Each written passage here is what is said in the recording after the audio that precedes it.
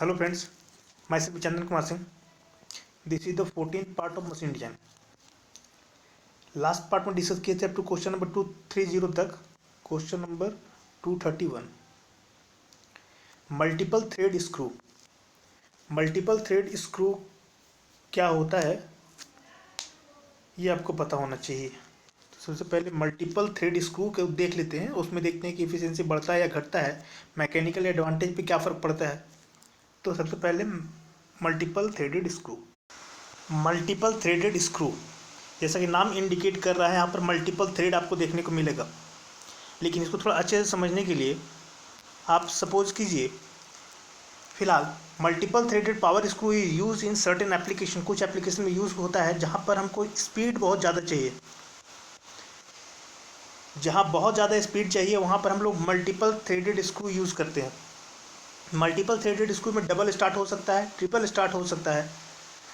These screw have 2 or more thread cut side by side. इसमें 2 thread और इसमें 3 thread side by side कटा होता है around the rod. Such a screw can be imagined by winding 2 or more colored string side by side around the pencil. मान के चलिए कि आपके पास ये एक रॉड है या फिर मान लीजिए पेंसिल है.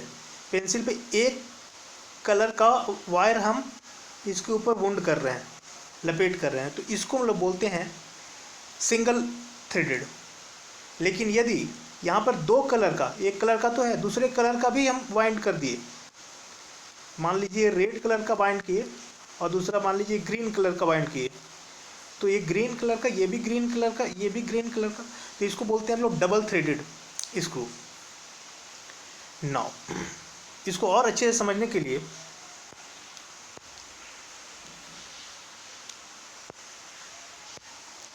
एक लाइन और पढ़ लेते हैं. इसका क्या फ़ायदा है, एडवांटेज क्या है. It provide a large axial motion पर रिवॉल्यूशन. एक रिवॉल्यूशन में ये बहुत ज़्यादा एक्सियल मूवमेंट होता है इसमें. दैट मीन्स इसका स्पीड बहुत ज़्यादा हो जाता है.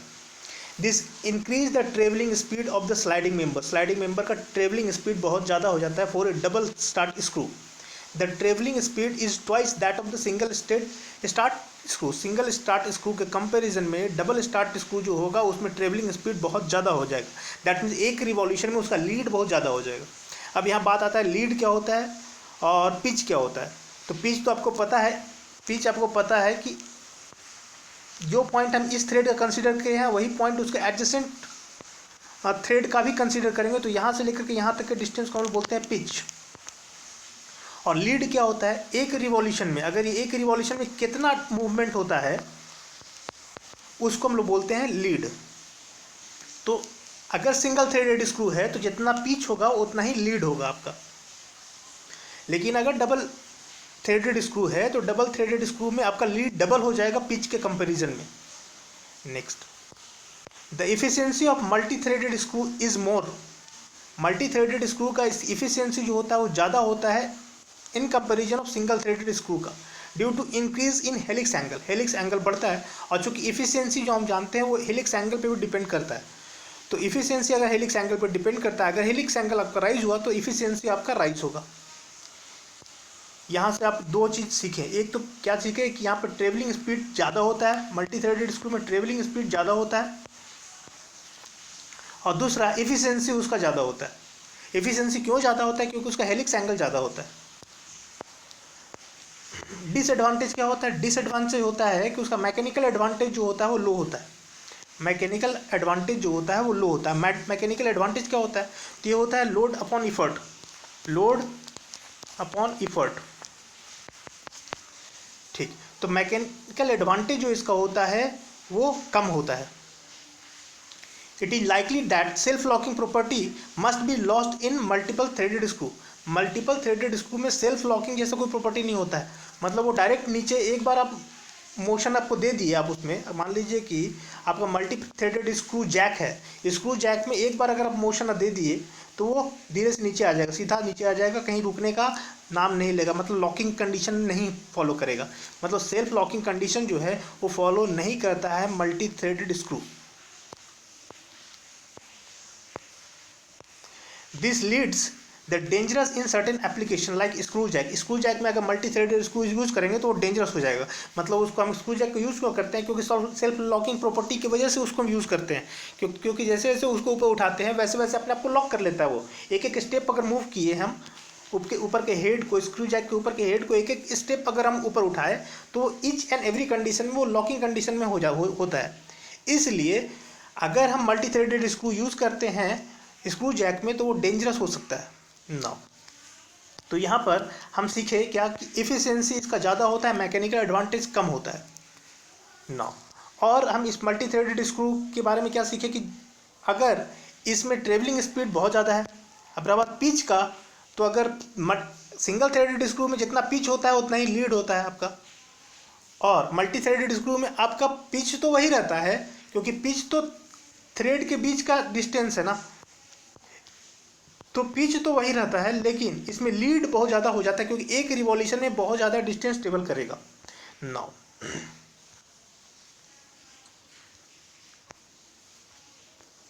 अगर हम बात करें पिच के बारे में और लीड के बारे में तो आप समझने की कोशिश कीजिएगा पिच क्या होता है।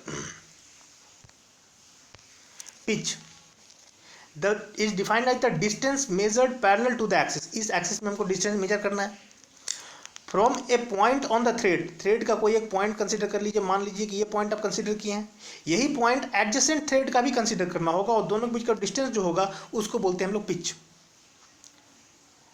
One thread to the corresponding point of the adjacent thread is denoted as small letter p. ये तो पिच हुआ। लीड क्या होता है कि एक रिवॉल्यूशन में वो कितना नीचे आता है, इसको बोलते हैं हम लोग लीड। तो lead is defined as the distance measured parallel to the axis. इसी एक्सिस में डिस्टेंस मेजर करना है, which when the nut will advance in one revolution of the screw. Screw के एक रिवॉल्यूशन में जो नट है जिसको हम हेड ही बोलते हैं वो कितना नीचे आता है उसी को बोलते हैं हम लोग लीड। इसको डिनोट करते हैं L. For a single threaded screw the lead is same as the pitch. Single threaded screw है तो जितना लीड होगा उतना ही पिच होगा। For the double threaded screw lead is twice than the pitch. Double threaded screw है तो lead जो होता है वो ट्वाइस होता है ना। जैसा कि यहाँ पर देख सकते हैं कि this is the single threaded screw. ये सिंगल थ्रेडेड स्क्रू है, जितना पिच है उतना ही लीड है। डबल थ्रेडेड स्क्रू भी आपको देखने में वैसा ही लग रहा होगा जैसा जैसे ये लग रहा है। तो इसको और अच्छे से समझने के लिए अभी दूसरा एक फिगर देखेंगे, उसे समझ लीजिएगा। फिलहाल यहाँ देखिए कि डबल थ्रेडेड स्क्रू में जो पिच होता है और जो लीड होता है, लीड जो होता है डबल होता है पिच का। ट्रिपल थ्रेडेड स्क्रू में क्या होता है कि पिच का ट्रिपल होता है लीड जो होता है पिच का ट्रिपल होता है। जैसे कि इस फिगर में आप देख सकते हैं कि एक स्क्रू का एक क्रॉस सेक्शन है जो कि 4 स्टार्ट है, मतलब ट्रिपल स्टार्ट नहीं है, 4 स्टार्ट है। मतलब एक स्क्रू जो है इस तरह से ब्लू कलर का दिख रहा है, दूसरा स्क्रू जो दिख रहा है, थ्रेड जो दिख रहा है वो रेड कलर का दिख रहा है, तीसरा वाइट कलर का दिख रहा है और चौथा जो है इस कलर का दिख रहा है। ये 4 थ्रेडेड स्क्रू है। 4 threaded screw 4 start threaded screw जो है इसमें आपको दिख सकता है ये जो क्रॉस सेक्शन है इसको आप नोटिस कीजिएगा कि एक थ्रेड आप ब्लू वाला, एक येलो, एक वाइट और एक रेड। तो ये 4 थ्रेडेड स्क्रू है। फिर से blue, yellow, white and red, इस तरह से जब थ्रेड कटा हुआ रहता है तो इसको बोलते हैं 4 स्टार्ट थ्रेड। या 3 अगर कटा रहता है तो वो बोलते हैं उसको हम ट्रिपल स्टार्ट थ्रेड ना। इसको और अच्छे से समझने के लिए ना, जैसे कि यहाँ देख सकते हैं कि this is the 1 start, that mean single start, एक स्क्रू थ्रू आउट इस तरह से कटा हुआ है। यहाँ पर 2 स्टार्ट, 2 स्टार्ट है, एक इस कलर का और एक इस कलर का। यहाँ पर है ट्रिपल स्टार्ट और यहाँ पर है 4 स्टार्ट। तो इस तरह से जब स्क्रू कटा होता है इसको बोलते हैं हम लोग मल्टी थ्रेडेड स्क्रू, और ये है आपका सिंगल थ्रेडेड स्क्रू। एक बात और यहाँ नोटिस कीजिएगा कि this is pitch and this is pitch same, but lead is 4 times the pitch का 4 टाइम्स ही ये लीड आपका। हेलिक्स एंगल की जहाँ तक बात आता है, हेलिक्स एंगल जो है वो ज़्यादा होता है आपका मल्टी थ्रेडेड में। हेलिक्स एंगल ज़्यादा होता है मल्टी थ्रेडेड। अगर हेलिक्स एंगल आपका ज़्यादा होता है, यहाँ पर हेलिक्स एंगल आप देख सकते हैं बहुत कम होता है, तो हेलिक्स एंगल अगर ज़्यादा होगा तो इफिशियंसी ज़्यादा होगा। मल्टी थ्रेडेड स्क्रू का जो इफिशियंसी होगा वो ज़्यादा होता है in comparison of 1 start thread. तो हम लोग यहाँ पर सीखे क्या कि मल्टी थ्रेडेड स्क्रू में आपका इफिशियंसी ज़्यादा होता है और मैकेनिकल एडवांटेज कम होता है। इफिशियंसी ज़्यादा होता है, मैकेनिकल एडवांटेज कम होता है। तो इसका option number a, increase efficiency, mechanical advantage कम होता है। दैट मीन्स अगर लार्ज थ्रेड एंगल का बात किया जाए, लार्ज थ्रेड एंगल कहाँ पे देखने को मिलता है, लार्ज हेलिक्स एंगल कहाँ देखने को मिलता है, तो मल्टी थ्रेड में देखने को मिलता है। मल्टी थ्रेडेड में लार्ज थ्रेड एंगल देखने को मिलता है। तो लार्ज थ्रेड एंगल आपको यहाँ देखने को मिलता है। लार्ज थ्रेड एंगल की वजह से इफिशियंसी ज़्यादा होता है, और इफिशियंसी अगर ज़्यादा होता है तो मैकेनिकल एडवांटेज उसमें कम होता है, लोअर मैकेनिकल एडवांटेज आपको देखने को मिलेगा।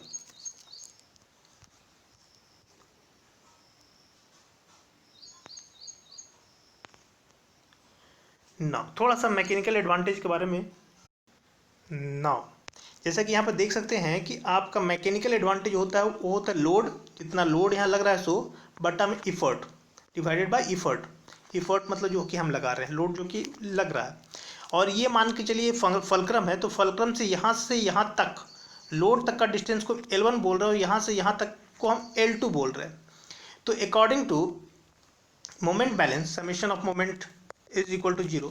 अगर हम ये करते हैं तो W इंटू L1, अगर इस पॉइंट के cross summation of moment about point O, point F fulcrum के अगेंस्ट एट इस पॉइंट पे आपका टोटल मोमेंट का जो भी समेशन होगा वो 0 होगा। ये प्रिंसिपल अगर अप्लाई कीजिएगा तो यहाँ पर मिलेगा W इंटू L, ये जो भी मिल रहा है वो आपका क्लॉकवाइज मिल रहा है, और P इंटू L2 ये जो भी मिल रहा है आपका एंटी क्लॉकवाइज मिल रहा है। That means clockwise moment is equal to anti clockwise moment. अगर ये आप करते हैं तो यहाँ से W by p is equal to L2/N1।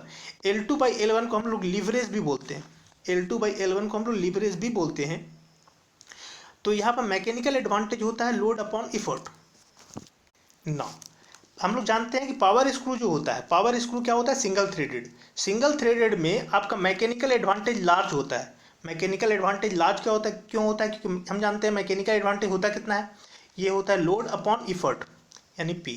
तो लोड मान लीजिए 15 किलो न्यूटन का लोड है, 15 किलो न्यूटन का लोड है, डिवाइडेड बाय जो इफर्ट आप लगा रहे हैं 15 किलो न्यूटन को उठाने के लिए, जो भी इफर्ट लगा रहे हैं पावर स्क्रू में, क्योंकि पावर स्क्रू में बहुत ज़्यादा लोड वो उठा सकता है, लेकिन हमको जो लोड लगाना है वो बहुत कम लगाना है। जैसे मान लीजिए कि 400 न्यूटन का लोड हम लगाए, तो ये जो चीज़ है 400 कम है और ये 15 न्यूटन ज़्यादा है। डिनोमिनेटर जो है लोड आप मतलब आप जो लगा रहे हैं मतलब इफर्ट वो आप कम लगा रहे हैं, इसके वजह से ये पूरा टर्म जो है वो आपका रेज होता है, बढ़ता है। तो पावर स्क्रू का मैकेनिकल एडवांटेज आपका ज़्यादा होता है। लेकिन अगर हम बात करें मल्टी थ्रेडेड स्क्रू का, चूंकि ये पूरा जो सिस्टम था ये सिंगल थ्रेडेड स्क्रू का बात कर रहा है, दैट मीन्स पावर स्क्रू में सिंगल थ्रेडेड होता है। लेकिन यदि मल्टी थ्रेडेड स्क्रू का अगर बात होता तो मल्टी थ्रेडेड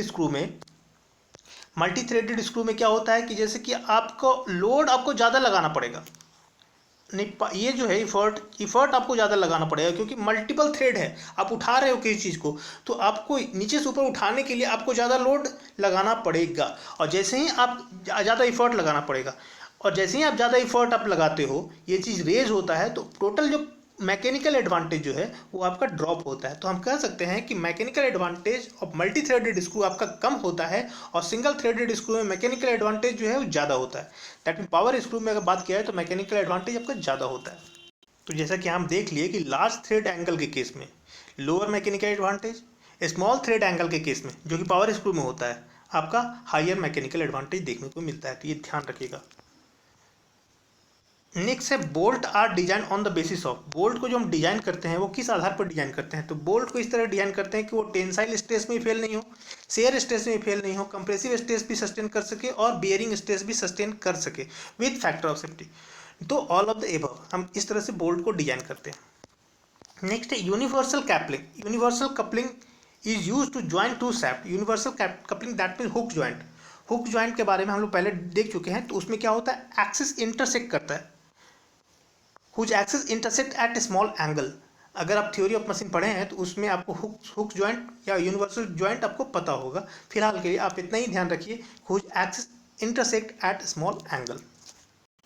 नेक्स्ट है metal to metal joint is use for the application subjected to.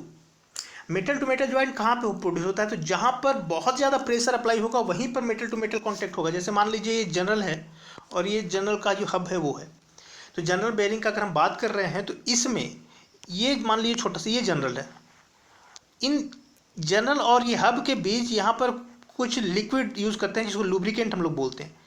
ये लुब्रिकेंट चूँकि प्रेशर अगर ज़्यादा हो जाए, दैट मीन लोड अगर बढ़ा दे, तो यहाँ पर मेटल टू मेटल कांटेक्ट आपको देखने को मिलेगा। और अगर मेटल टू मेटल कांटेक्ट तभी देखने को मिलेगा जब बहुत ज़्यादा प्रेशर आप अप्लाई कीजिएगा तब। तो ये आप ध्यान में रखिएगा कि बहुत ज़्यादा प्रेशर अगर अप्लाई करते हैं तो उस वक्त हमको मेटल टू मेटल कांटेक्ट देखने को मिलता है किसी भी केस में, या आइदर बेयरिंग के केस में या फिर आप गियर के केस में भी ले लीजिए। जहाँ पर प्रेशर आपका ज़्यादा होगा वहाँ पर आपको मेटल टू मेटल कॉन्टैक्ट देखने को मिलेगा। नेक्स्ट है the screw is specified by. Screw को हम किस तरह से स्पेसिफाई करते हैं, स्पेसिफिकेशन किस तरह से लिखते हैं स्क्रू का, तो वो थोड़ा सा देख लीजिए। Now there is a particular method of designation of square and trapezoidal thread. Square thread या ट्रेपेजोइडल थ्रेड के केस में हम लोग इस तरह का डेजिग्नेशन यूज़ करते हैं। अगर स्क्वायर थ्रेड है तो पहले SQ लिखेंगे, फिर स्क्वायर थ्रेडेड में उसको सबसे पहले SQ लिखेंगे, followed by the nominal diameter.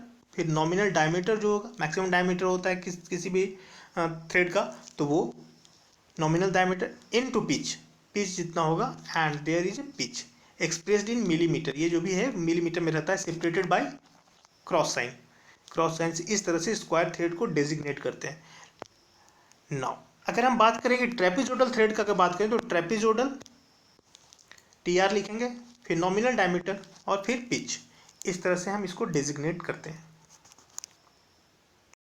तो नाउ यहाँ पर क्या है कि screw is specified by nominal diameter into pitch. अगर नॉमिनल डायमीटर इनटू पिच कहीं रहता तो उसको हम मारते। फिलहाल हम लोग नॉमिनल डायमीटर जानते हैं कि मेजर डायमीटर जो होता है उसको नॉमिनल डायमीटर ही बोलते हैं, इसलिए ऑप्शन नंबर ए मेरा करेक्ट होगा। जबकि आंसर जो है आपका ये है बुक में, तो ऐसा तो कुछ नहीं, इसमें हम मल्टीप्लाई करिएगा तब पिच, तब ऐसा रहता तो nominal major diameter into pitch रहता तो हम ये मार सकते थे, लेकिन फिलहाल मेजर डायमीटर इनटू पिच ये मारेंगे।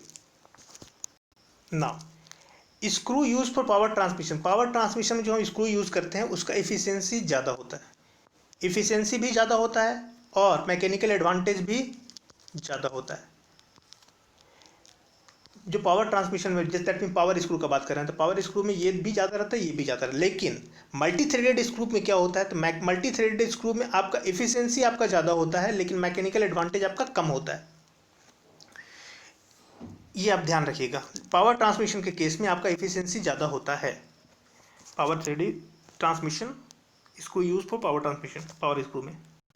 Now efficiency of square threaded screw की अगर बात करें हम, तो एफिशिएंसी में हम जानते हैं कि एफिशिएंसी होता है आउटपुट बाय इनपुट।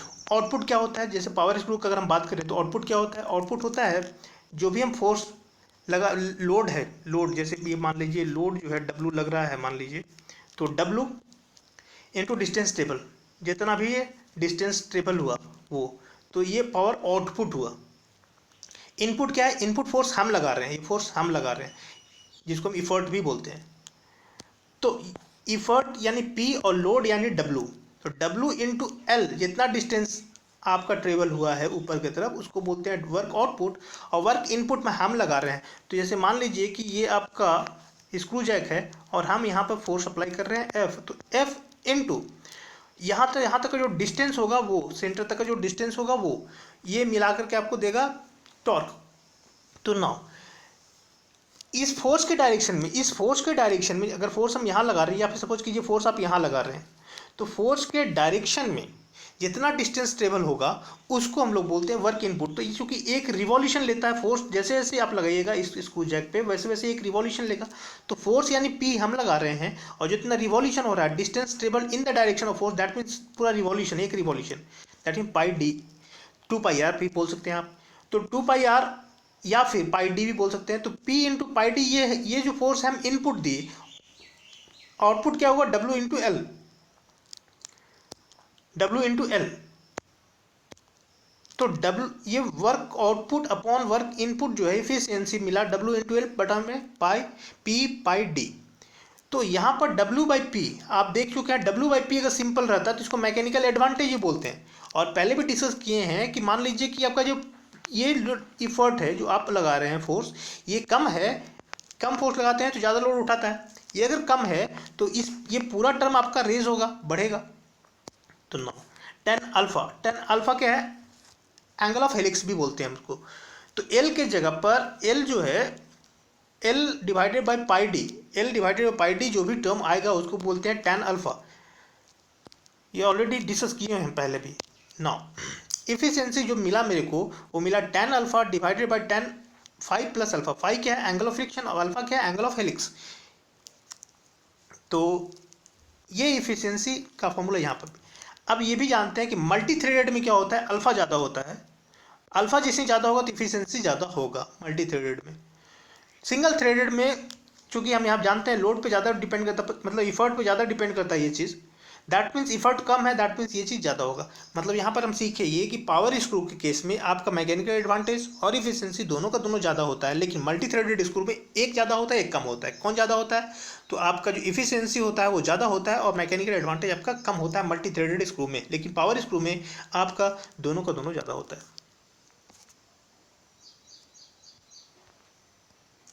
एक बात और, सेल्फ लॉकिंग में क्या होता है? सेल्फ लॉकिंग पहले देखे हैं, पहले क्वेश्चन था। तो self locking if the coefficient of friction is equal to या greater than coefficient of friction that means phi is greater than और इक्वल टू अल्फा। अगर ये कंडीशन है दैट मीन्स वो सेल्फ लॉकिंग कंडीशन को follow करता है।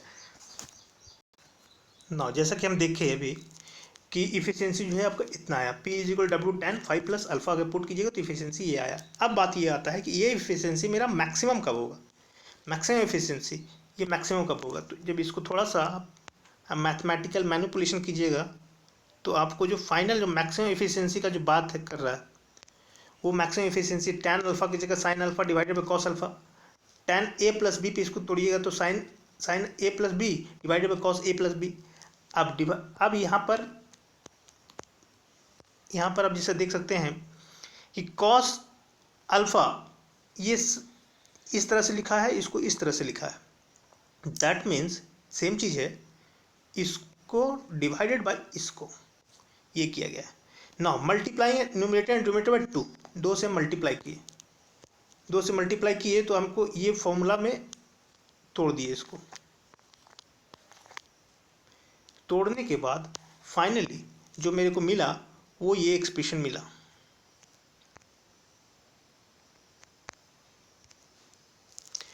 ये चीज़ जो मिला ये मैक्सिमम कब होगा? इफिशियंसी मैक्सिमम कब होगा? ये मैक्सिमम कब होगा?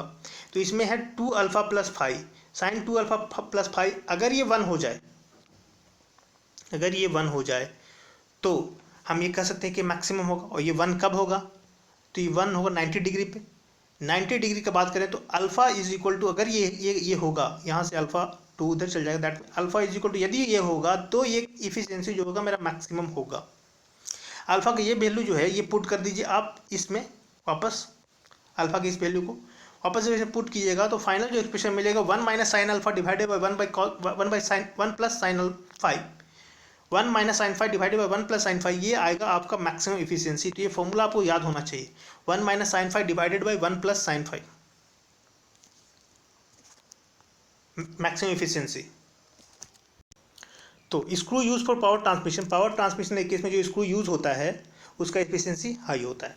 नेक्स्ट है the maximum efficiency of screw jack का मैक्सिमम एफिशिएंसी हम जानते हैं 1 माइनस साइन अल्फा कितना है, 1 माइनस साइन फाइव कितना है 30 डिग्री, साइन 30 डिग्री की value half divided by 1 plus half.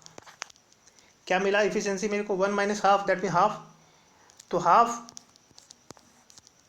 यानी 0.5,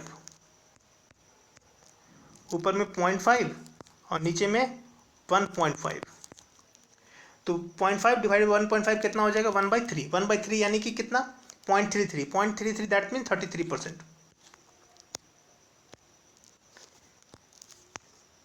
नेक्स्ट है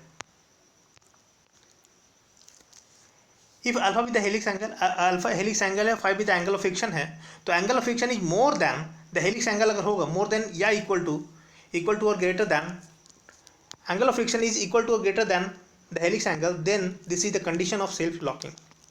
That means option number C. Next है the important criteria in case of riveted joint. riveted joint आप किए हैं, ठीक, तो आपको भी पता है बढ़िया से कि riveted joint होता क्या है। अगर आप riveted joint किए हैं for the material storage, कोई रिवेटेड जॉइंट बॉयलर में आप नहीं किए हैं, आप मटेरियल को स्टोर कर रहे हैं, आप वहाँ पर मटेरियल किसी भी तरह का हो सकता है। मान लीजिए कि ये जो रिवेटेड जॉइंट आप किए हैं, यहाँ पर मान लीजिए रिवेटेड जॉइंट है, यहाँ पर रिवेट आप लगा दिए, ये रिवेटेड ज्वाइंट मान लीजिए आप किए हैं, तो रिवेटेड ज्वाइंट के केस में ज़्यादा मतलब सिर्फ मटेरियल को स्टोर करना है, आपको स्टोर करना है, तो क्या ज़्यादा इंपॉर्टेंट है इसमें, तो इसमें जैसे कि कोई फोर्स तो लग नहीं रहा है कि फोर्स लगेगा तो ये कितना स्ट्रॉन्ग होगा, तो वैसा फोर्स तो टेंसाइल फोर्स वगैरह वगैरह तो यहाँ दिख नहीं रहा है, आपको सिंपली मटेरियल ही तो स्टोर करना है।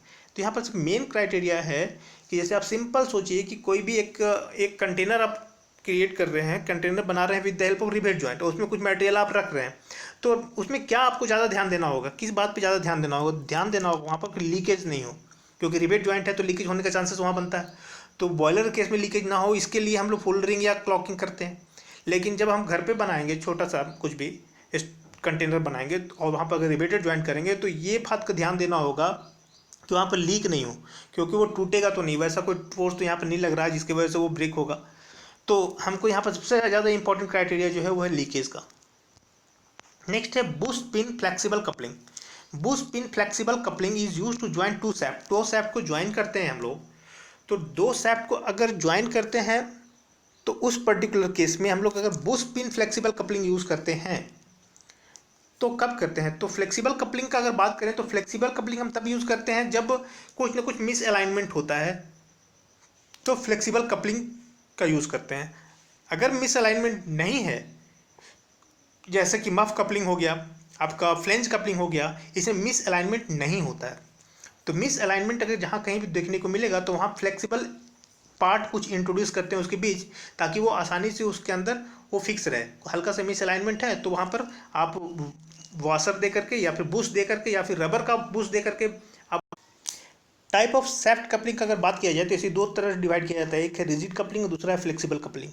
रिजिड कपलिंग हम तब यूज़ करते हैं जब कोई भी मिस अलाइनमेंट नहीं हो, दैट मीन एक सैफ्ट दूसरे सैफ्ट से परफेक्टली अलाइन हो, two shaft which are perfectly align होगा तो रिजिड कपलिंग यूज़ करेंगे। रिजिड कपलिंग में जैसे स्लीव या मफ कपलिंग हो गया, फ्लैंज कपलिंग, ये दोनों हम देख चुके हैं। तीसरा है क्लैंप और स्प्लिट मफ या कंप्रेशन कपलिंग, इसको हम आगे देखेंगे।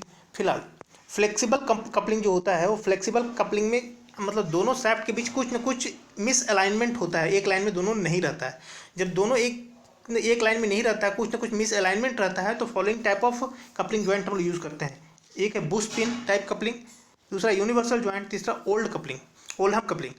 तो कहने का मतलब है कि जब इस तरह कहानी हो कि हल्का सा मिस अलाइनमेंट देखने को मिलता है, तो आप either boost pin type coupling या यूनिवर्सल कपलिंग या ओल्डहम कपलिंग डिफरेंट सिचुएशन पे आप इस तरह कपलिंग यूज़ कर सकते हो। अगर हम फ्लेक्सिबल कपलिंग का बात करें तो फ्लेक्सिबल कपलिंग में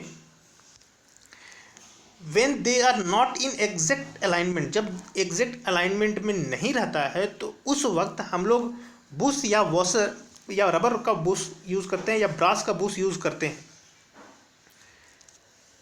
तो उस तरह के ज्वाइंट को बोलते हैं फ्लेक्सिबल कपलिंग। यहाँ पर देख रहे हैं कि आप यहाँ पर कुछ ना कुछ ऑफसेट है, तो इस केस में हम लोग जो यूज़ करते हैं वो ओल्डहम कपलिंग यूज़ करते हैं, क्योंकि इसके एक्सिस और इसके एक्सिस में कुछ ना कुछ एक्सेंट्रिसिटी है।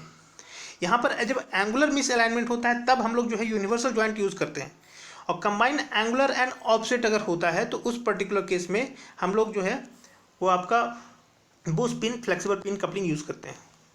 यहाँ पर जैसे आप देख सकते हैं, आपका ये एक सैफ्ट है, ये एक दूसरा सैफ्ट है। यहाँ पर जो हम बोल्ट यूज़ करते थे, बोल्ट की जगह पर यहाँ पर एक ब्रास का बूस यूज़ करते हैं और एक रबर का बूस भी यूज़ करते हैं। यहाँ पर ब्रास बूस और रबर बूस दोनों देखने को आपको मिलेगा। ये आपका फ्लैंज है, ये दूसरा फ्लैंज है। इस तरह से जब अटैच करते हैं तो ये हल्का सा मिस अलाइनमेंट होता है दोनों सैफ्ट में, जो यहाँ नहीं दिख रहा है लेकिन एक्चुअल में रहता है। तो उसके लिए एक की यहाँ पे प्रोवाइड किया जाता है, एक की आपका यहाँ पे प्रोवाइड किया जाता है दोनों सैफ्ट में, और उसको इस तरह जोड़ देते हैं। और यहाँ पर दोनों सैफ्ट का जो फेस है उसके बीच क्लियरेंस भी रहता है, दोनों परफेक्टली नहीं जुड़ा रहता है। ये सैफ्ट दोनों परफेक्टली नहीं जुड़ा रहता है, कुछ ना कुछ यहाँ पे क्लियरेंस देखने को आपको मिलेगा। और क्लियरेंस कितना होता है, वो 5 mm का क्लियरेंस होता है। तो सिंपल बाकी अरेंजमेंट सारा वैसा ही है, बस इसमें क्या है कि आपका बुश यूज़ होता है। Bush pin flexible coupling as shown in the figure is the modification of the rigid type flange coupling. Rigid type flange coupling का ये मॉडिफिकेशन है। यहाँ पर the coupling bolt are known as pin, यहाँ पर जो बोल्ट यूज़ करते हैं उसको हम बोलते हैं पिन।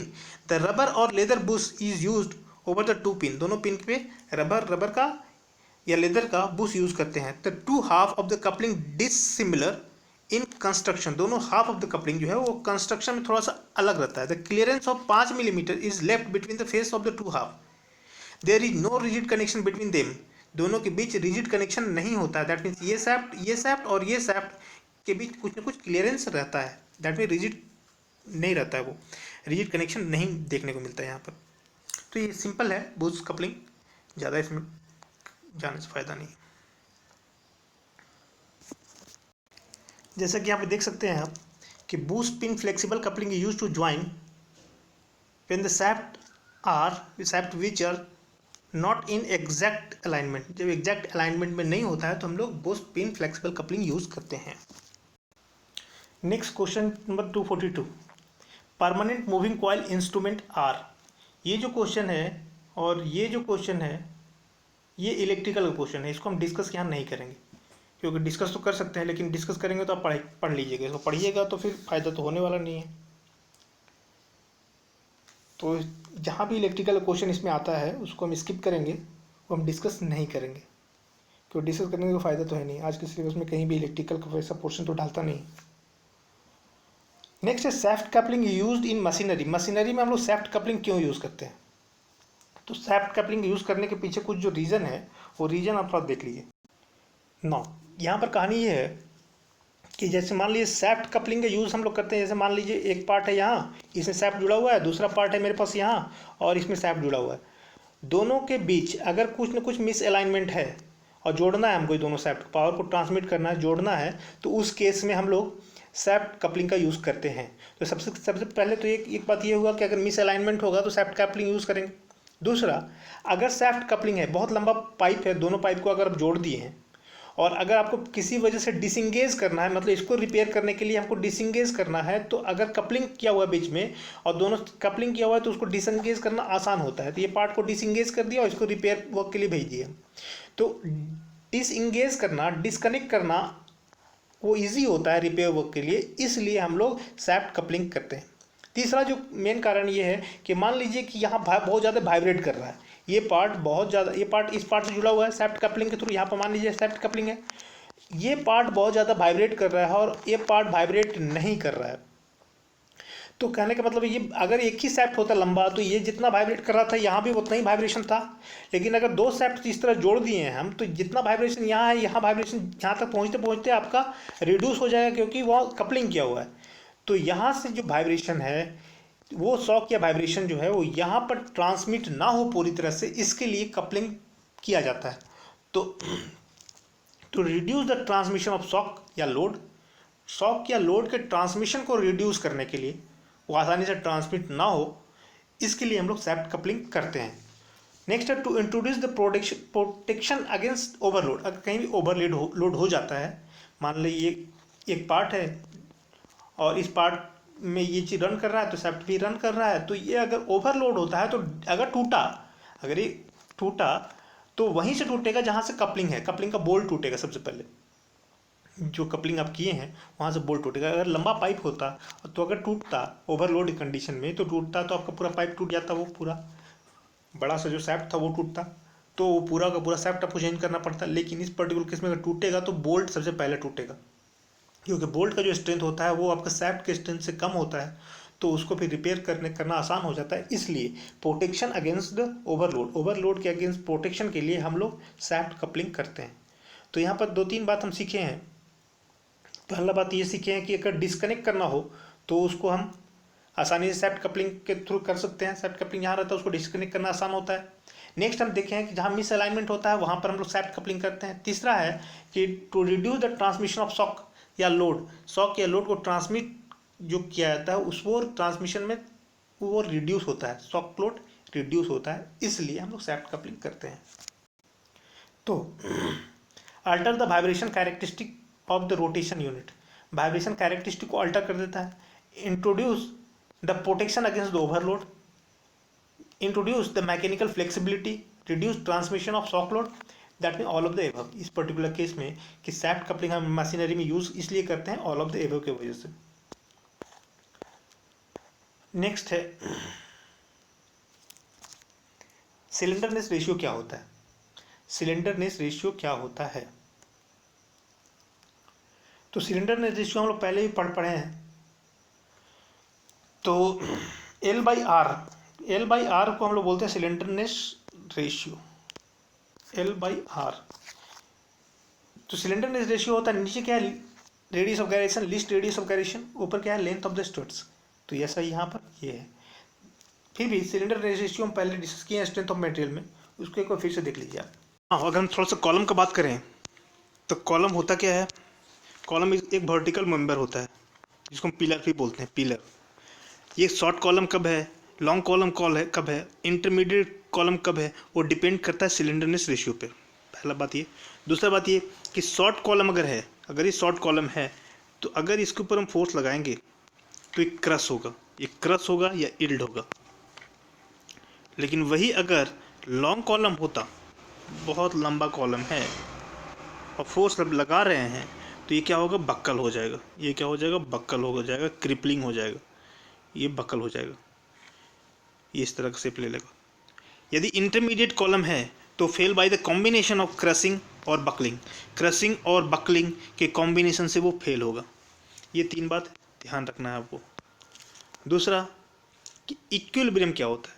अगर कोई कॉलम है और वो कॉलम जो है वो लॉन्ग कॉलम है तो बकलिंग, वो मिनिमम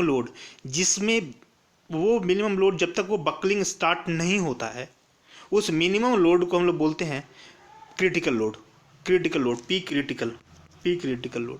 या फिर ऐसे भी कह सकते हैं कि पी क्रिटिकल लोड वो लोड होता है जिस लोड को अप्लाई कर हम करते हैं वो बकल होना शुरू कर देता है, तो हम उसको बोलते हैं पी क्रिटिकल। मैंने लोड बढ़ा रहे हैं, एक पॉइंट ऐसा आएगा जिस पॉइंट में वो बकल होना स्टार्ट होगा, तो उसको हम लोग बोलते हैं कि वो लोड जो है वो क्रिटिकल लोड है। अब इन जनरल हम लोग बात करें कि स्टेबिलिटी का बात करें तो अगर हम इस तरह का कोई बर्तन ले लें और इस बर्तन में अगर बॉल रख दें, बॉल को हम थोड़ा सा डिस्प्लेस करें इस डायरेक्शन में, तो बॉल घूम फिर करके यहीं पहुंच जाएगा, जिसको हम बोलते हैं स्टेबल। इसमें जो लोड लग रहा है वो हमेशा क्रिटिकल लोड से कम लग रहा है, इसलिए बॉडी अपने जगह पे पहुंच जा रहा है। तो कभी कभी ये भी पूछता है कि स्टेबल के लिए पी क्या होगा, क्रिटिकल से कम होगा या ज़्यादा होगा। तो जो लोड लग रहा है वो क्रिटिकल लोड से अगर कम लोड लग रहा है तो उसको हम लोग बोलते हैं कि बॉडी घूम फिर कर वहीं पहुंच जाएगा, तो उसको हम बोलते हैं स्टेबल इक्विलिब्रियम। दूसरा केस है मेरे पास कि यदि इस तरह का बर्तन है मेरे पास, या पहाड़ मान लीजिए या हिल मान लीजिए, तो हिल के ऊपर अगर कोई बॉल हम रखते हैं, उसको अगर हम थोड़ा सा डेविएट करते हैं तो बॉडी पूरा गिर जाएगा, पूरा नीचे चला जाएगा, या तो इधर या तो इधर। तो इस केस को हम लोग कह सकते हैं कि अनस्टेबल केस है। इसमें क्या होता है, पी जो लोड लगाते हैं वो क्रिटिकल लोड से अगर ज़्यादा लगा देते हैं, लगा देंगे तो वो अनस्टेबल सिचुएशन में चला जाएगा, मतलब टूट जाएगा, वो बकल हो जाएगा। तो यदि P is greater then P critical है तो हम उसको बोलते हैं कि वो अनस्टेबल सिचुएशन है। और तीसरा सिचुएशन है कि मान लीजिए एक फ्लैट बेड है मेरे पास, फ्लैट बेड में बॉल को यहाँ रखा हुआ है, इस बॉल को हम डिस्प्लेस किए थोड़ा सा तो बॉल यहाँ पहुँच गया, थोड़ा और डिस्प्लेस किए तो बॉल यहाँ पहुँच गया। तो बॉल जिस पोजीशन पे भी पहुँचा उसी पोजीशन में रहता है, रिमेन उसी पोजीशन में रहता है। तो उसको हम बोलते हैं कि वो न्यूट्रल है कि जिधर भी हम इसको डेविएट करते हैं वो वहीं रुक जाता है। यहाँ लेके गए तो यहीं रुक गया, यहाँ लेके गए तो यहीं रुक गया, इधर लेके गए यहीं रुक गया, तो इसको हम बोलते हैं न्यूट्रल पोजीशन में। यदि P जो लग रहा है वो P क्रिटिकल के बराबर है, P is equal to P critical, तो वो कंडीशन हमको बताता है कि वो न्यूट्रल कंडीशन है। तो यहाँ 3 तरह कंडीशन है कि P जो है वो क्रिटिकल से के बराबर है तो न्यूट्रल होगा, P जो लग रहा है वो क्रिटिकल से ज़्यादा है तो अनस्टेबल होगा, और P जो लग रहा है, जो लोड लग रहा है वो क्रिटिकल लोड से अगर कम लग रहा है तो उसको हम स्टेबल बोलते हैं। अब क्रिटिकल लोड होता कितना है, तो क्रिटिकल के लिए हम यहाँ पे डिराइव नहीं कर रहे हैं कोई भी इक्वेशन, आप डायरेक्ट यहाँ पर याद रखिए पी क्रिटिकल जो वैल्यू होता है वो होता है pi square EI by LE square, pi square EI by LE square. ये डायरेक्ट आप याद करके रखिए। क्या पी क्रिटिकल कितना, तो P critical is equal to pi square EI by LE square. LE क्या है, इफेक्टिव लेंथ, LE क्या है, इफेक्टिव लेंथ। क्योंकि डिफरेंट फॉर्मूला हमको देखने को मिलता है डिफरेंट केस में। पहला केस अगर हम ये मान लें कि हिंज ऊपर भी अगर एक कॉलम हम कंसिडर किए हैं, कॉलम का जो ऊपर का पोर्शन है वो हिंज है, कॉलम का ऊपर का जो पोर्शन है वो हिंज है और नीचे का पोर्शन भी हिंज है, तो उस पर्टिकुलर केस में दोनों पोर्शन अगर हिंज है तो उस पर्टिकुलर केस में क्रिटिकल लोड जो आपको देखने को मिलेगा वो कितना मिलेगा, pi square EI by LE square, pi square EI by L square. ये critical load pi square EI by L square देखने को हमको मिलेगा। लेकिन यदि एक एंड फिक्स है और दूसरा एंड फ्री है, जो कि जनरली होता है, एक एंड फिक्स है, नीचे ग्राउंड ये फिक्स है और ऊपर का एंड फ्री है, तो फिक्स और फ्री के केस में जो क्रिटिकल लोड मिलता है वो मिलता है pi square E I by 4L square, pi square E I by 4L square. अगर एक एंड फिक्स है और दूसरा हिंज है, एक एंड फिक्स है और दूसरा हिंज क्या है, हिंज है। हिंज को आप किसी भी तरह दिखाइए, यहाँ पर भी दिखा सकते हैं, यहाँ पर भी दिखा सकते हैं, मतलब दूसरा एंड हिंज है, एक एंड फिक्स है, दूसरा एंड हिंज है। हिंज मतलब पिन जॉइंट है, तो उसको हम लोग कहते हैं 2 पाई square E I by l square. ये क्रिटिकल लोड हमको मिलता है 2 पाई square E I by l square. अगर दोनों एंड फिक्स है, दोनों एंड फिक्स है, ऊपर का एंड भी फिक्स है और नीचे का एंड भी फिक्स है, तो उस पर्टिकुलर केस में जो क्रिटिकल लोड मिलता है वो मिलता है 4 pi square E I by l square. इन सबको याद रखने के लिए, इन सबको, ये जो क्रिटिकल लोड है डिफरेंट डिफरेंट केस में डिफरेंट डिफरेंट क्रिटिकल लोड आया, इसको याद रखने के लिए हम एक सिंपल इक्वेशन याद रखते हैं, यही चीज़ याद रखते हैं, pi square E I by L E square. तो pi square E I by L E square एक ही एक्सप्रेशन याद रखेंगे और एल ई का वैल्यू हम डिफरेंट डिफरेंट डालेंगे बार बार। एल ई का वैल्यू यदि एल रख दिए, एल ई की जगह एल रख दिए, तो वो जो इक्वेशन देगा वो यही इक्वेशन देगा, क्योंकि एल ई की जगह एल रख देंगे तो pi square E I by l square हो जाएगा। और एल ई की जगह अगर 12 रख दें, इसी इक्वेशन में एल ई की जगह पर अब 12 अगर पुट कर दें तो मिलेगा pi square E I by 4L square, ये मिलेगा हमको। एल ई की जगह अगर 0.7L रख दें तो हमको ये इक्वेशन देगा, एल ई की जगह 0.5L रख दें तो हमको ये इक्वेशन देगा। तो हमको एक ही इक्वेशन इसमें याद रखना है, और वो इक्वेशन हमको कौन सी याद रखना है, pi square E I by L E square. ये क्रिटिकल लोड है, pi square E I by L E square is equal to critical load. ये इक्वेशन सिंपल एक इक्वेशन याद रखिए, और इसमें एल ई का different different value different different case में हम लोग यूज़ कर सकते हैं। जनरली यूज़ करते हैं हम लोग केस, वो केस कौन कौन सा है, वो केस है आपके पास फिक्स्ड। अगर फिक्स्ड है तो एल ई की जगह 0.5L, जो कि यहाँ आया फिक्स्ड है। तब इसको याद रखने के लिए हम पहले ही बताए हैं कि ये एफ और ये भी एफ, फिक्स्ड और फिक्स्ड, दोनों एंड का फिक्स है, नीचे का एंड फिक्स है, ऊपर का एंड फिक्स है कॉलम का। तो एल ई की जगह हम कितना पुट करेंगे, 0.5L पुट कर देंगे तो हमको ये वैल्यू पी क्रिटिकल का ये वैल्यू दे देगा, क्योंकि पी क्रिटिकल हम जानता है pi square E I by L E square. फिर एफ के बाद एच हम यूज करते हैं, अल्फ़ाबेटिकल ऑर्डर में एफ के बाद एच होता है। तो फिक्स्ड हिंज के केस में एल ई का वैल्यू 0.7L, 0.5L से थोड़ा बढ़ गया 0.7L, दोनों फिर हिंज हो गया, हिंज है तो एल ई का वैल्यू एल के बराबर। और फिक्स्ड और फ्री है, फिक्स्ड है और एक इन फ्री है, पहले स्टार्ट किए थे फिक्स और फिक्स फ्री है तो एल ई की जगह 2L पुट करेंगे तो हमको सेम एक्सप्रेशन दे देगा। तो कुल मिलाकर के हमको, अगर आप याद रखना चाहते हैं तो ये चारों फॉर्मूला भी याद रख सकते हैं, ये चारों फॉर्मूला आप याद रख सकते हैं। और दूसरा, अगर ये चारों याद नहीं करना है तो आप एक सिंपल ये इक्वेशन याद रखिए और ये चारों केस याद रखिए, कोई इस केस में क्या होता है। नेक्स्ट है how will you evaluate the critical compressive load of column member. Column member के केस में हम लोग क्रिटिकल कंप्रेसिव स्ट्रेस कैसे निकालते हैं। तो क्रिटिकल कंप्रेसिव स्ट्रेस निकालने के लिए हम याद करवाए हैं pi square E I by L E square. तो pi square E I by L E square, E I, pi square E I क्या है, I be the moment of inertia, I be the moment of inertia. Moment of inertia होता क्या है, तो moment of inertia होता है कि जैसे कि मान लीजिए कि एक एक्सिस है, यहाँ पर कोई एक एलिमेंट है, एलिमेंट का जो एरिया है वो एरिया ए बोल रहे हैं, तो इस एक्सिस के अबाउट इस बॉडी का मोमेंट ऑफ इनर्शिया क्या होगा। तो यहाँ से मोमेंट ऑफ इनर्शिया का जो डिफिनेशन है वो ये बोलता है कि एरिया इनटू यहाँ से एक्सिस तक का डिस्टेंस जो भी है उसका स्क्वायर।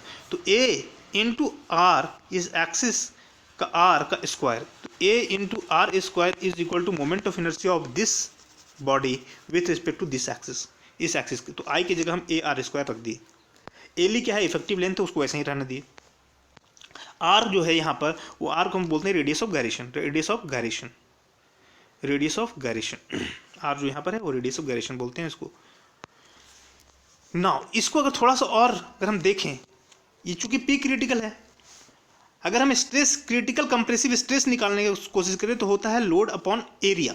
तो क्रिटिकल लोड अपॉन एरिया, तो क्रिटिकल लोड कितना मिला, ये मिला, अपॉन एरिया से इसी डिवाइड करते ए और ये कैंसिल हो जाएगा, तो बच क्या जाएगा, pi square E by L E by r का स्क्वायर, आर को नीचे लिख दिए एल ई बाई आर का स्क्वायर। इस एल ई बाई आर को हम लोग बोलते हैं सिलेंडरनेस रेशियो, इस एल ई बाई आर को बोलते हैं, एल ई बाई आर को बोलते हैं सिलेंडरनेस रेशियो, ये आपको ध्यान रखना होगा, L E by r with the slenderness ratio. Next अगर हम बात करें यहाँ पर थोड़ा सा हम डिस्कस करते हैं, जैसे कि मान लीजिए कि ये एक एलिमेंट है, ये एक एक्सिस है, एक कॉलम है, कॉलम का ये एक्सिस है,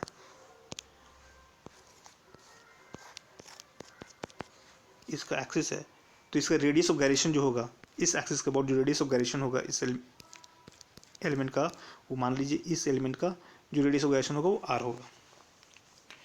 अगर r L E by r को हम लोग बोलते हैं slenderness ratio, L E by r, L E with the effective length, जो भी इसका इफेक्टिव लेंथ होगा, इफेक्टिव लेंथ डिफरेंट केस में डिफरेंट होता है, जो कभी भी देखिए फिक्स के लिए क्या होता है एल ई बाई, तो एल ई बाई आर जो है वो सिलेंडरनेस रेशियो है।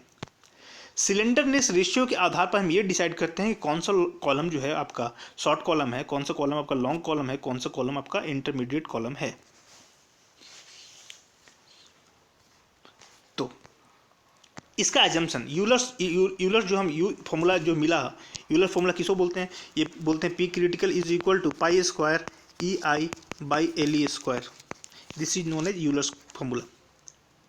तो यूलर्स फॉर्मूला में कुछ एजम्पशन है, वो एजम्पशन कौन सा है, तो एजम्पशन हम ये यूज़ करेंगे, एजम्पशन जब यूलर्स फॉर्मूला यूज़ करेंगे तो ये एजम्पशन यूज़ करना बहुत ही ज़रूरी है। The column is initially straight, पहले तो ये बात, कॉलम जो है वो इनिशियली स्ट्रेट था, ये हम एज्यूम करके चलेंगे। जो लोड लग रहा है वो ट्रूली एक्सियल लग रहा है हमको, अगर ये कॉलम है और लोड जो है वो एक्सियल नहीं लग रहा है, वो लोड यहाँ पे लग रहा है, तो हम यूलर्स फार्मूला नहीं लगा सकते। हम लोड वो तभी लगा सकते हैं यूलर्स फार्मूला जब लोड जो है वो ट्रूली एक्सियल लोड हो, तभी के केस में हम यूलर्स फार्मूला लगा सकते हैं। नेक्स्ट है the material is homogeneous and isotropic, मतलब प्रॉपर्टी जो है उसका, वो property point to point change नहीं हो रहा है, property point to point constant है, तो उसको बोलते हैं हम लोग कि वो आइसोट्रोपिक मटेरियल है। तो मटेरियल इज होमोजीनियस, मटेरियल जो है होमोजीनियस है एंड आइसोट्रोपिक है, मतलब उसका जो प्रॉपर्टी है वो चेंज नहीं होता है पॉइंट टू पॉइंट उसका प्रॉपर्टी कांस्टेंट रहता है, तो उसको हम बोलते हैं isotropic material. And behaves elastically up to critical load तक वो इलास्टिकली बिहेव करे, उसका यंग्स मॉडुलस कांस्टेंट होगा, प्रॉपर्टी जो है कांस्टेंट होगा, आइसोट्रोपिक मटेरियल की बात कर रहे हैं तो, और वो इलास्टिकली बिहेव करे up to the point of critical load. अगर हम बात करें कि सिग्मा क्रिटिकल निकालने का, pi square E I by L E by r का स्क्वायर, तो यहाँ से क्रिटिकल लोड, जो क्रिटिकल लोड होता है कंप्रेसिव क्रिटिकल, कितना सह सकता है। अगर माइल्ड स्टील का हम बात करें, मैं आप किसी और स्टील का हम बात करें, कोई भी स्टील का, तो जनरल माइल्ड स्टील के केस में जो क्रिटिकल कंप्रेसिव लोड है वो मैक्सिमम 210 मेगा पास्कल हो सकता है, मैक्सिमम 210 मेगा पास्कल। तो सिग्मा क्रिटिकल जगह 210 मेगा पास्कल रख देंगे। पाई का वैल्यू तुमको पता ही है, ई यंग्स मॉडुलस का वैल्यू होता है 2 × 10⁶ मेगा पास्कल, तो 2 × 10⁶ यंग्स मॉडुलस रख देंगे। तो 2 × 10⁶ जो है वो माइल्ड स्टील केस में ये आपका यंग्स मॉडुलस का वैल्यू है। तो यहाँ से एल ई बाई आर निकल जाएगा, एल ई बाई आर जो निकला वो निकला मैं 97, जब इसको सॉल्व कीजिएगा तो एल ई बाई आर कितना मिलेगा 97। तो कह सकते हैं कि ये जो ग्राफ फॉलो करेगा कि इस particular L E by r के लिए क्रिटिकल ये था, क्रिटिकल कंप्रेसिव स्ट्रेस ये था, तो क्रिटिकल ये ग्राफ प्लॉटेड हो गया। इस ग्राफ्स के अनुसार अगर हमको ये पता है तो हम एल ई बाई आर निकाल सकते हैं। अगर हमको ये पता है, यंग्स मॉडुलस पता है, तो सिग्मा क्रिटिकल मतलब क्रिटिकल कंप्रेसिव स्ट्रेस से हम लोग उसका सिलेंडरनेस रेशियो निकाल सकते हैं। दूसरा बात यह है कि both for short column and intermediate column Euler's formula will not give the correct result. तो यूलर्स फॉर्मूला जो किसके लिए है, तो लॉन्ग कॉलम के लिए। यूलर्स फॉर्मूला किसके लिए, लॉन्ग कॉलम के लिए। शॉर्ट कॉलम के लिए और इंटरमीडिएट कॉलम के लिए will not give the correct result. Correct result हमको नहीं मिलता है यूलर फॉर्मूला से। यूलर फॉर्मूला हमेशा हम अप्लाई करते हैं किसके लिए, लॉन्ग कॉलम के केस में। यूलर फॉर्मूला हमेशा अप्लाई करते हैं हम लॉन्ग कॉलम के केस में। नेक्स्ट है कि अगर लॉन्ग कॉलम नहीं है मेरे पास और अगर मेरे पास इंटरमीडिएट कॉलम है, तो इंटरमीडिएट कॉलम में हम लोग रैंकाइन गॉर्डन फॉर्मूला यूज़ करते हैं। तो for intermediate column Rankine suggested the empirical relationship for evaluating the buckling load निकालने के लिए रैंकाइन हमको सजेस्ट किया कि आप वैसे नहीं निकालिए जैसे आप निकालते हैं लॉन्ग कॉलम के लिए। इंटरमीडिएट के लिए आप ये कीजिए कि एक एम्पिरिकल रिलेशनशिप हमको दे दिया। वो एम्पिरिकल रिलेशनशिप क्या बोला, वो बोला 1/PR is equal to 1/PS plus 1/PC PE।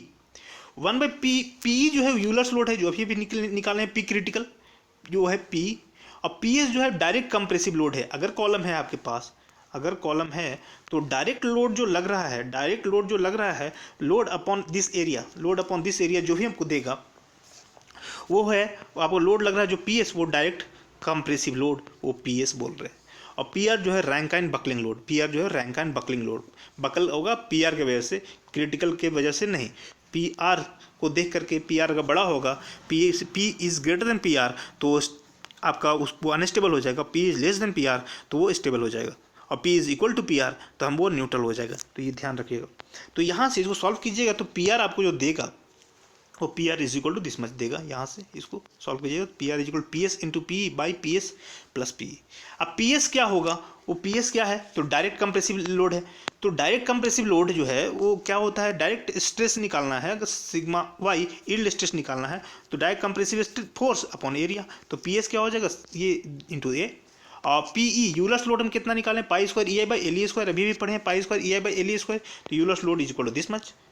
तो पी एस और पी आर का वैल्यू हम यहाँ पर डाल दें। इस इक्वेशन को हम इस फॉर्मेट में भी लिख सकते हैं, इस ऊपर के इक्वेशन को हम इस फॉर्मेट में भी लिख सकते हैं। यहाँ से हम क्या किए हैं कि पी को उठा करके नीचे लेके आ गए, तो पी एस बाई पी मिल गया, पी पी वन हो गया, दैट मीन दिस फॉर्मेट में लिख सकते हैं हम। अब पी आर जो है, ये हम पी आर रैंकन लोड जो है वो कितना मिलेगा, पी एस कितना, सिग्मा वाई इंटू ए जो हम पुट किए यहाँ पर, और P s sigma y into A but by pi square E A by L E square, pi square E A by L E square. इसको थोड़ा सा और सॉल्व कीजिए तो आपको ये इक्वेशन देगा, आपको ये इक्वेशन देगा।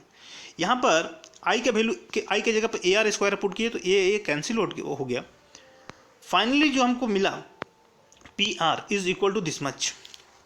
इसमें इसको थोड़ा सा गौर कीजिएगा तो sigma y, P r is equal to sigma y into A by one plus sigma Y by pi square E L E by r का स्क्वायर, या सिग्मा वाई बाई ये जो टर्म है, इस टर्म को हम लोग बोलते हैं Rankine constant. Sigma by Y by pi square E जो एक कांस्टेंट है, इसको बोलते हैं रैंकाइन कांस्टेंट। ये डिपेंड अपॉन द मटेरियल पर डिपेंड करता है। अब ये रैंकाइन कांस्टेंट का जो वैल्यू है, रैंकाइन कांस्टेंट का वैल्यू कैसे निकलेगा, तो रैंकाइन कांस्टेंट का वैल्यू निकलेगा sigma Y by pi square into E कीजिएगा तो किसी का अगर कंप्रेसिव मतलब यील्ड स्ट्रेस आपको पता है, उसका यंग्स मॉडुलस पता है, तो उसका रैंकाइन कांस्टेंट आप निकाल सकते हैं। तो रैंकाइन कांस्टेंट डिफरेंट मटेरियल के लिए डिफरेंट होता है। अब वो क्या होता है वो वैल्यू हम देख लेते हैं। ये है रहा रैंकाइन कांस्टेंट, जो अभी हम फॉर्मूला निकाले थे वो फॉर्मूला आपको ये फॉर्मूला था। इस फॉर्मूला में ए जो टर्म है, इस ए को हम बोलते हैं रैंकाइन कांस्टेंट।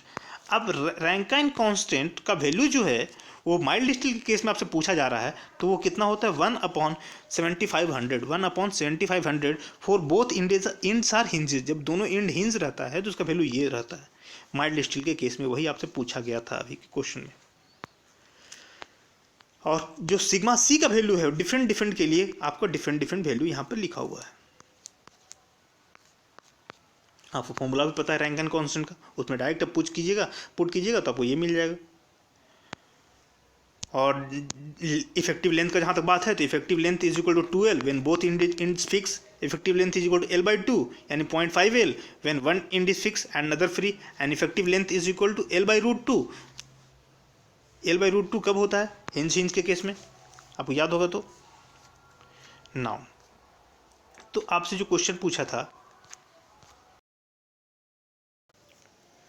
जैसे अभी भी देखें हम लोग कि सिलेंडर रेशियो क्या होता है, ये होता है L/R, ठीक है। नेक्स्ट है compression formula is valid up to the cylinder ratio. Compression formula अभी जो हम देखे थे, दो तरह का कॉलम का बात किए थे। एक है आपका लॉन्ग कॉलम के लिए यूलर्स बकलिंग फार्मूला यूज़ किए थे, इंटरमीडिएट कॉलम के लिए रैंकिन फार्मूला यूज़ किए थे, इंटरमीडिएट कॉलम के लिए। एक बच गया शॉर्ट कॉलम। अगर शॉर्ट कॉलम हो तो वहाँ पर हम लोग कंप्रेशन फार्मूला यूज़ करते हैं, और अगर शॉर्ट कॉलम हो तो उस केस में जो सिलेंडरनेस रेशियो होता है वो डिफरेंट होता है। इंटरमीडिएट में वो वैल्यू सिलेंडरनेस रेशियो का वैल्यू डिफरेंट होता है। तो किसमें क्या वैल्यू होता है ये आप याद कर लीजिए।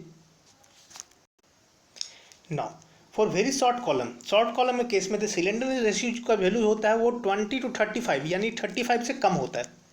लेस देन 35 से कम होता है सिलेंडरनेस रेशियो का वैल्यू। किसके लिए, फॉर शॉर्ट कॉलम के लिए। नाउ ये आप देखे होंगे, ये ग्राफ हम अभी भी देखे हैं। ये ग्राफ अभी इस साइड क्या है, एफ क्रिटिकल पी क्रिटिकल, और इस साइड क्या है, इसका सिलेंडरनेस रेशियो है। के एक कांस्टेंट है, कोफिशिएंट है, तो वो कोफिशिएंट को फिलहाल ध्यान में नहीं रखना है। के इज इक्वल टू मान लीजिए 1, आप ध्यान रख रहे हैं। तो इधर क्या है, सिलेंडरनेस रेशियो। ये जो पोर्शन है ये आपका बताता है शॉर्ट कॉलम के बारे में। ये जो ग्राफ है यहाँ पर ये इतना क्रिटिकल, तो ये जो है शॉर्ट कॉलम के लिए सिलेंडरनेस रेशियो का वैल्यू जो होता है वो 20 to 35 से कम, यहाँ से यहाँ तक शॉर्ट कॉलम। लॉन्ग कॉलम यहाँ से यहाँ तक लॉन्ग कॉलम। अभी बात कर रहा है इंटरमीडिएट कॉलम। इंटरमीडिएट कॉलम में क्या होता है, रैंकन फार्मूला हम लोग यूज़ करते हैं। इंटरमीडिएट फार्मूला में रैंकन फार्मूला यूज़ करते हैं और लॉन्ग कॉलम में यूलर फार्मूला यूज़ करते हैं। तो ये जो पॉइंट है, इस पॉइंट को आप नोटिस करके रखिएगा कि ये पॉइंट है अप्रोक्स 120।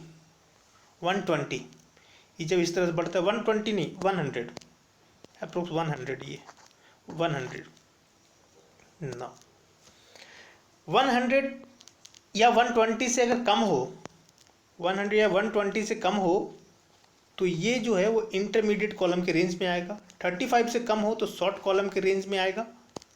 9 एक और ग्राफ है, ये ग्राफ अब देख लीजिए। इस ग्राफ में ये जो वैल्यू है, ये नीचे में दो तरह का वैल्यू सिलेंडर रेशियो है। एक है ऊपर स्टील के लिए और नीचे है एल्यूमिनियम के लिए।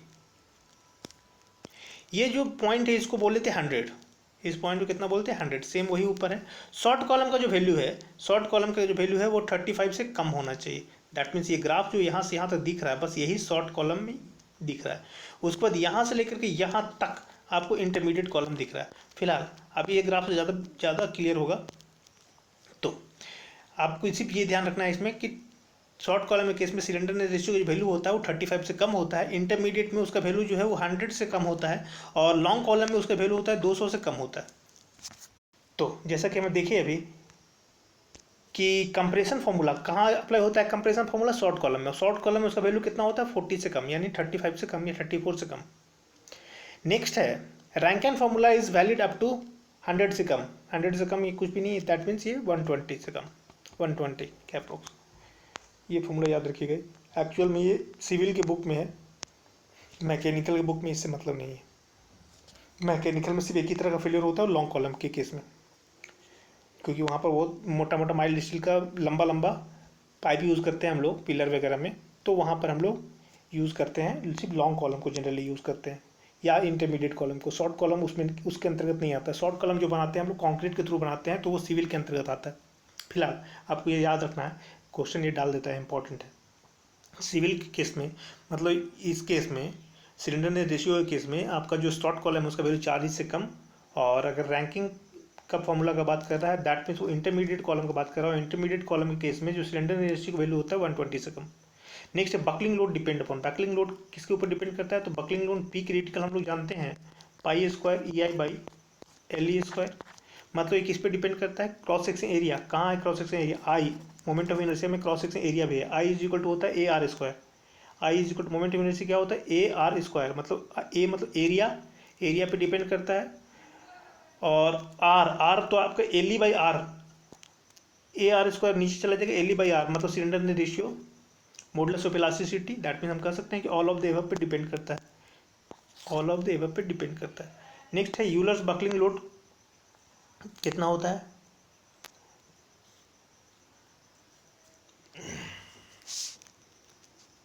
पाई P critical equal to pi square EI by LE square.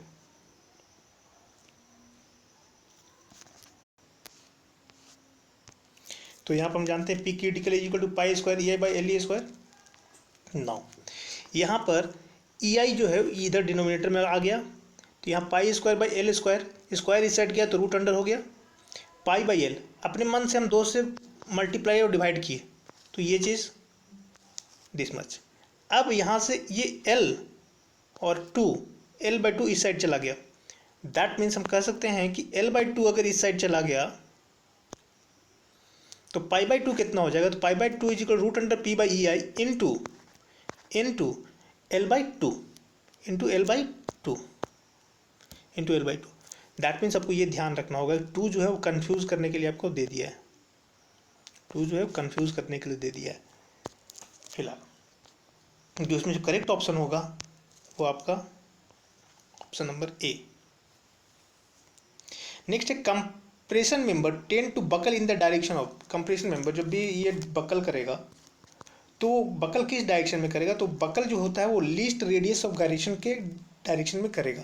जहाँ पर लीस्ट रेडियस ऑफ गायरेशन जहाँ पर कम आपको देखने को मिलेगा, जिस भी पूरा लंबा मेंबर है, इसका क्रॉस सेक्शन एरिया आर है, क्रॉस सेक्शन एरिया ये है, इसका रेडियस आर, तो जहाँ पर ये आर मिनिमम होगा वहाँ से बकल होने का चांसेस ज़्यादा होगा। तो लीस्ट रेडियस ऑफ गायरेशन ये याद रखिएगा, बहुत इंपॉर्टेंट है, ये बहुत बार पूछा है।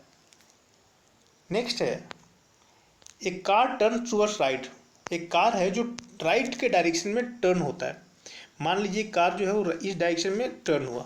अगर कार इस डायरेक्शन में टर्न हुआ, जैसे मान लीजिए साइकिल है, साइकिल पे आप बैठे हुए हैं, आप इस डायरेक्शन में टर्न ले रहे हैं, तो आपका जो बॉडी का जो डायरेक्शन होगा, बेंड बॉडी आपका जो बेंड होगा उसके अपोजिट डायरेक्शन में, क्योंकि हम जान रहे हैं सेंट्रीपिटल डायरेक्शन फोर्स इस डायरेक्शन में लगता है, तो सेंट्रीपिटल फोर्स को बैलेंस करेगा सेंट्रीफ्यूगल फोर्स। बैलेंस करने के लिए आपका जो बॉडी है वो इस डायरेक्शन में टेंड होगा, जस्ट इस कर्वेचर के अपोजिट डायरेक्शन में आपका वो बेंड होगा। तो हम कह सकते हैं कि कार जब टर्न होता है राइट, तो man sitting inside will move towards left. ये आपको याद होना चाहिए, 9th या 10th का क्वेश्चन है ये।